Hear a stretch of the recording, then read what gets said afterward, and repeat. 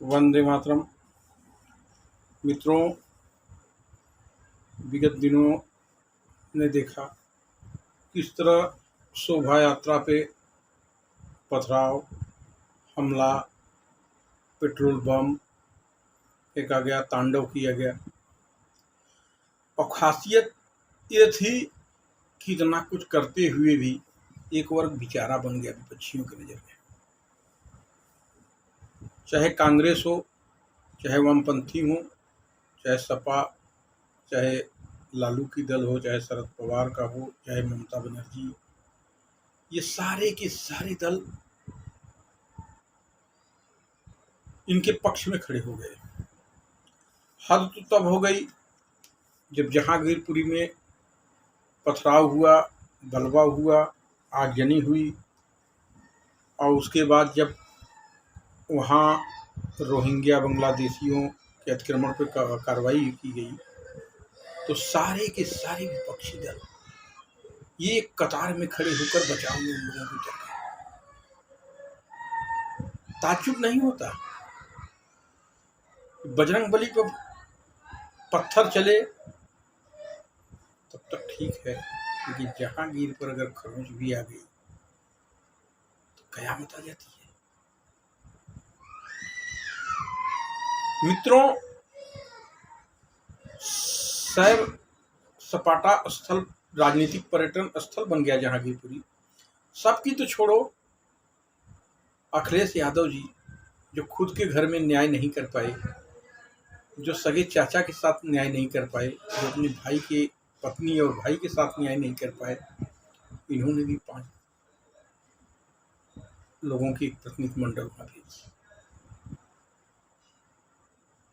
मध्य प्रदेश में बलवा हुआ, आज भी एक लड़का वहां जीवन मृत्यु से जूझ रहा है। इनके मुंह से वहां के लिए कुछ नहीं निकला। राजस्थान में 300 साल पुरानी मंदिर बुलडोजर चला के तोड़ दी गई। जहांगीरपुरी में बुलडोजर चली थी, उसके बदले के भावना में वहां किसी का प्रतिनिधिमंडल नहीं गया। मित्रों, दोष उनका नहीं है, दोष हमारा है।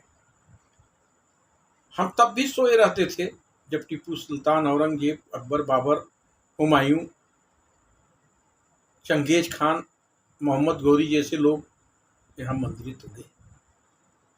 तब भी हम इसी तरह बटे हुए थे, सोए हुए थे। हद हो गई, आज भी हम सोए हैं। आज भी हम उन्हीं के बचाव में खड़े हो जाते हैं जो हमारे शरीर में अनगिनत जख्म दे जाते हैं, हमारे आस्था पे जख्म दे जाते हैं।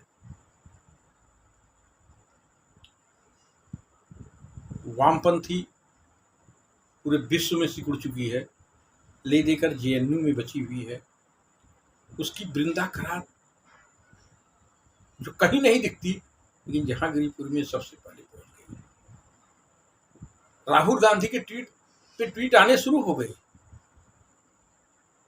अखिलेश को भी लगा कि बुलडोजर गलत चल रहा है। अरविंद केजरीवाल की पार्टी का अनुसार जिसने बलवा किया उसके ऊपर दोष नहीं। आपके नेता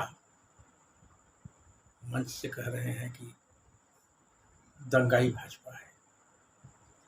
अगर भारतीय जनता पार्टी आपके पक्ष में खड़ी होती है, बोलती है, तो उसे दंगाई कहा जाता है।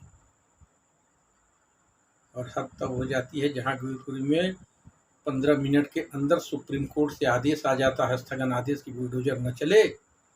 और उस आदेश का स्वागत वही लोग करते हैं जो हिजाब के खिलाफ में फैसला देने के लिए कोर्ट की बात न मानना कहते हैं।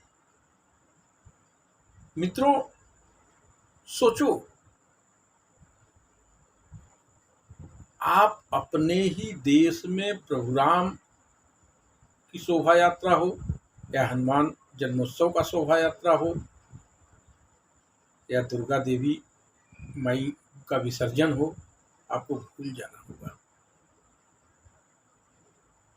आप अगर भूले नहीं तो फिर ये तांडव करेंगे। यह स्थिति आने वाली है।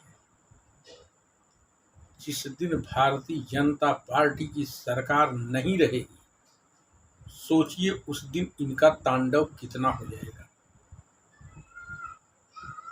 भारतीय जनता पार्टी के कारण आप सुरक्षित हैं